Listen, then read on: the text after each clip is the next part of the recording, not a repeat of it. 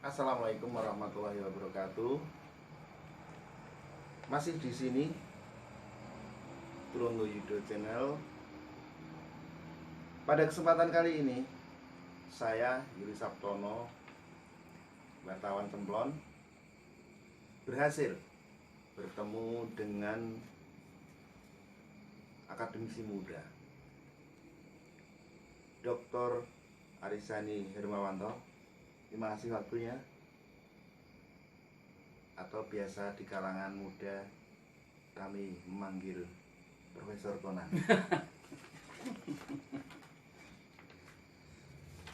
Pada kesempatan malam yang baik ini, di saat hiruk pikuk perpolitikan di Gunung Kidul, mari kita perdalam masalah pilkada ini dari sudut pandang akademisi. Beliau aktif di dunia pendidikan, pengajar di hubungan internasional.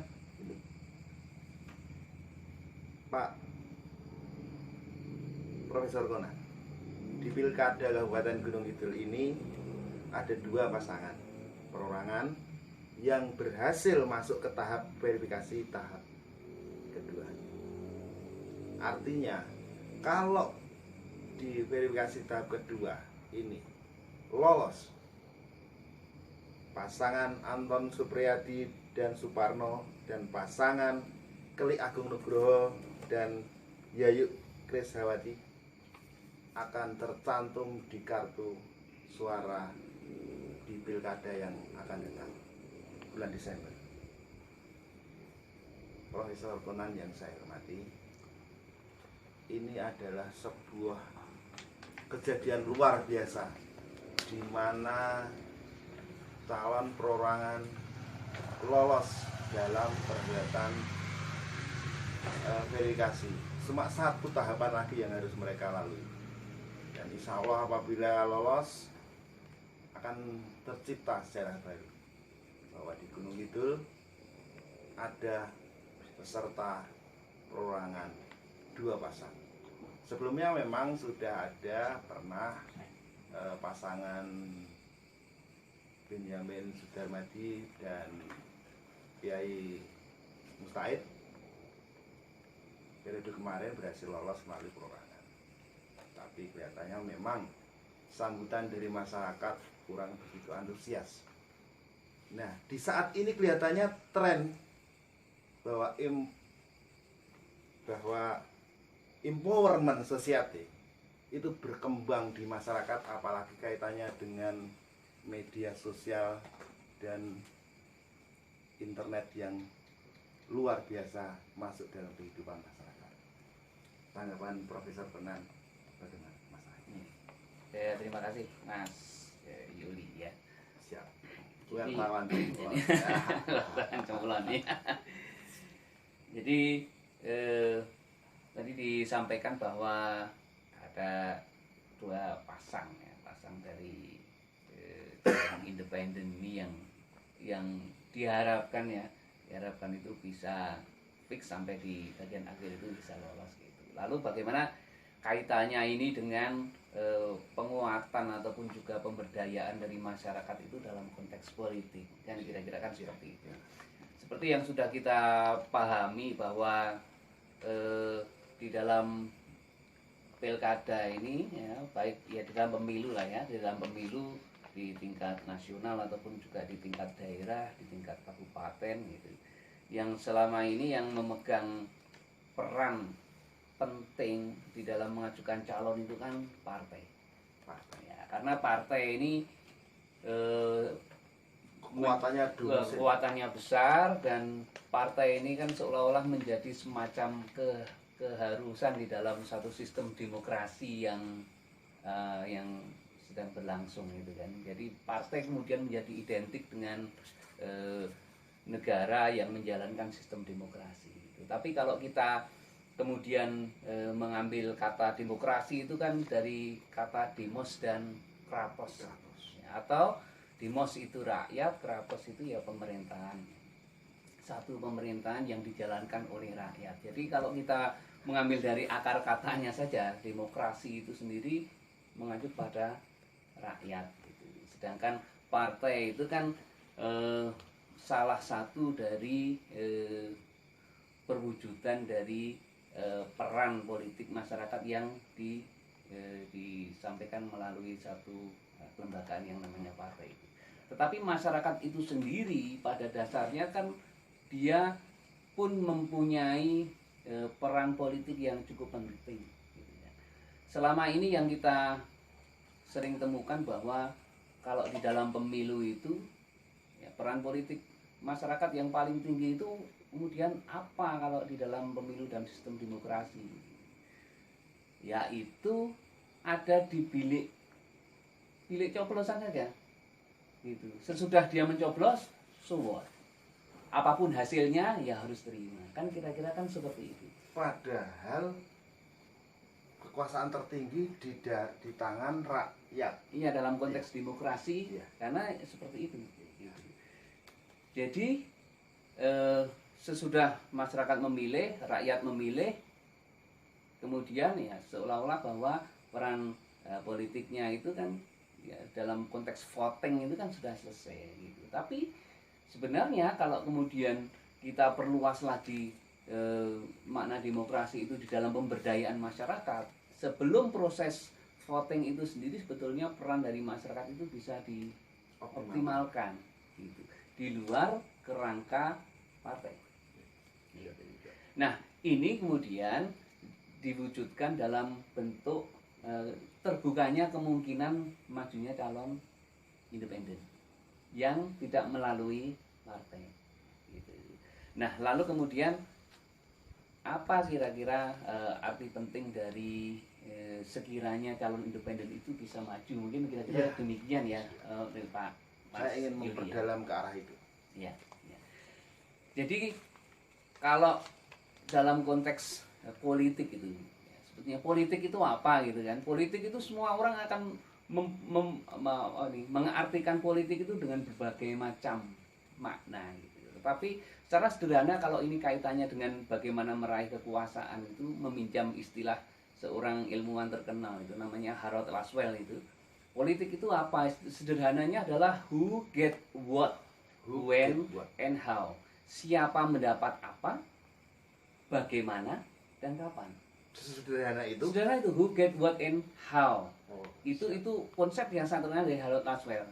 Nah, pemaknaan politik yang konteksnya dengan bagaimana memperoleh kekuasaan inilah yang sering kemudian digunakan di dalam konteks memahami mengapa politik itu erat kaitannya dengan bagaimana mendapatkan kekuasaan.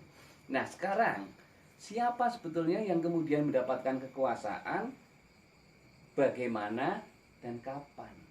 Kalau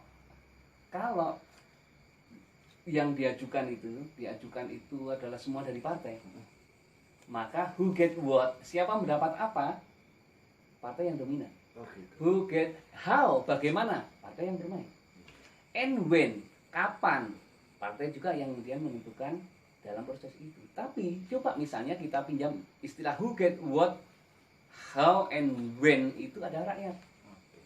Kalau calon independen masuk, who get what, siapa yang mendapat apa, rakyat. Who get how, bagaimana, proses independen. How, kemudian when, kapan. Nah, itu kemudian di situ adalah empowerment dari rakyat itu. Prof, langsung. Saya menangkap Saripati bahwa ada semacam antitesa di sini, di mana teori modern tentang empowerment society ini adalah tanda petik perlawanan terhadap dominasi partai politik maupun kekuasaan dalam bidang sumber daya, sumber keuangan dan sebagainya. Apa pandangan terhadap ini? Memang ada semacam balasan atau antitesa maksud saya dari apa yang diajarkan oleh para terdipan di dunia barat. yang kaitannya dengan partai dan rakyat itu. Ya. Jadi kalau partai itu sendiri kan akhirnya menjadi berdasar fungsi ya, fungsi partai itu kan menjadi salah satunya itu adalah saluran politik bagi masyarakat. Ya. Dengan kata lain adalah partai itu sendiri menjadi satu wadah gitu. Tetapi kan tidak mungkin kemudian juga semua orang itu akhirnya terlibat di dalam partai.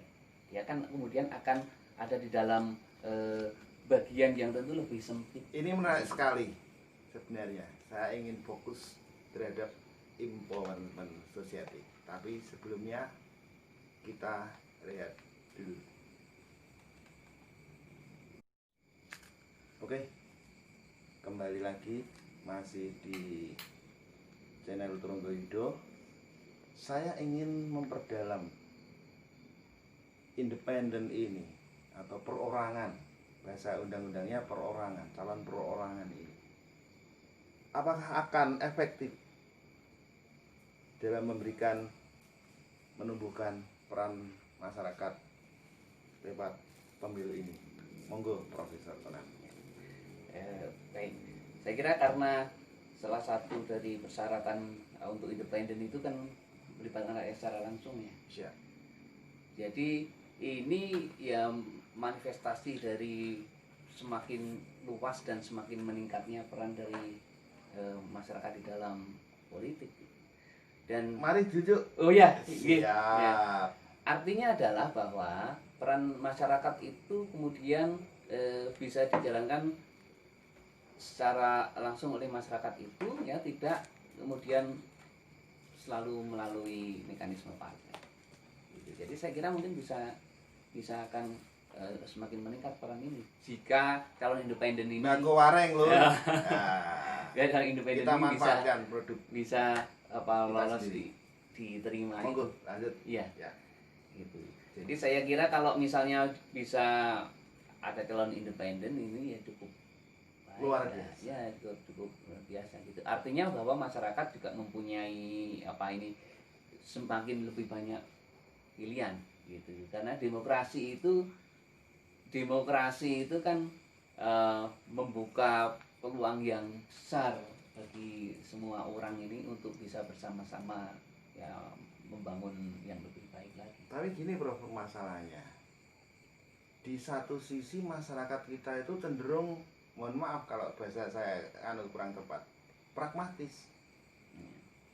Padahal calon-calon perorangan itu ya tanpa disokong kekuatan besar, karena memang lihatnya empowerment society, kekuatan masyarakat.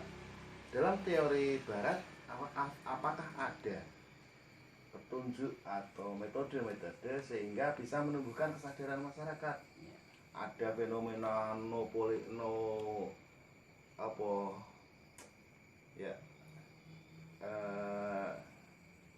money, no politik apa pokoknya tidak harus uang gitu. Monggo. Ya, ya. Di sesi terakhir ini mari kita dengar Prof. Tonan. Ya. Saya akan melihatnya ini dari ini saja ya, dari kacamata akademis saja. Jadi pragmatisme itu kan filsafat yang tumbuh besar di Amerika. Jadi pragmatisme itu apa sih gitu? Pragma itu kan artinya tindakan, dari kata pragma yang berarti tindakan.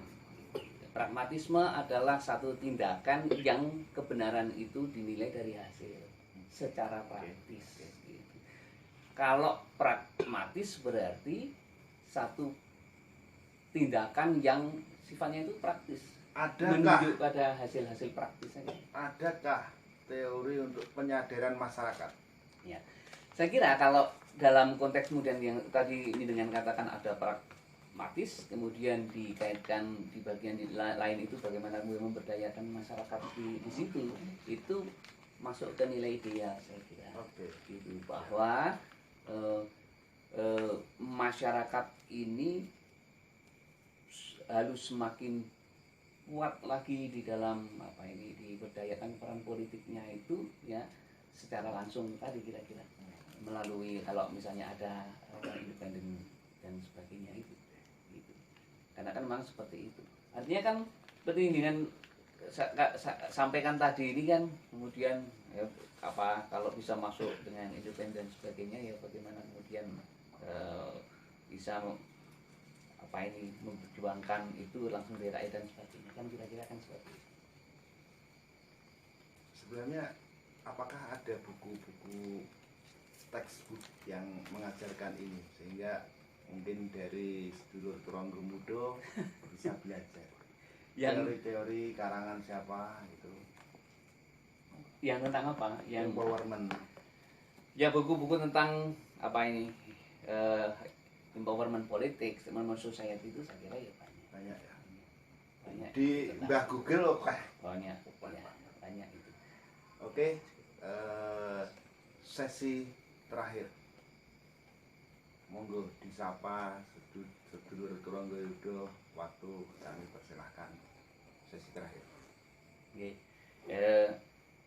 Terima kasih ya. Sedulur Ya, Turangga sedulur Yuda. itu, ya. Ini ya kebetulan tadi ya, pas Kita itu kan hari- friend ya. Oh iya, itu. Ya, saya berharap bahwa apa ini akan menjadi satu pesta demokrasi. Siap. Pesta demokrasi. Yang namanya pesta itu adalah hal yang menyenangkan. Siap. Menyenangkan dan menggembirakan. Siap. Gitu. Apapun hasilnya, semua Harus senang, legowo. harus legowo. Siap Gitu. menang. Siap menang dan siap Siap. mendukung yang menang. Ah. Gitu. Artinya apa? Yang tidak menang berarti siap mendukung yang menang. Siap menerima. Ya, jadi bukan pertimbangannya siap menang atau siap kalah, enggak, tapi siap menang dan siapapun siap mendukung yang menang. Untuk kepentingan Gunung Kidul yang lebih maju lagi. Oke, kita Ya. akhiri. Terima kasih. Sedulur Turangga Yuda yang saya hormati, bincang-bincang di malam hari ini banyak dapat pelajaran. Masih di sini saya Yuri Sabtono, wartawan Cemplon, masih konsisten di channel Turangga Yuda. Selamat malam, terus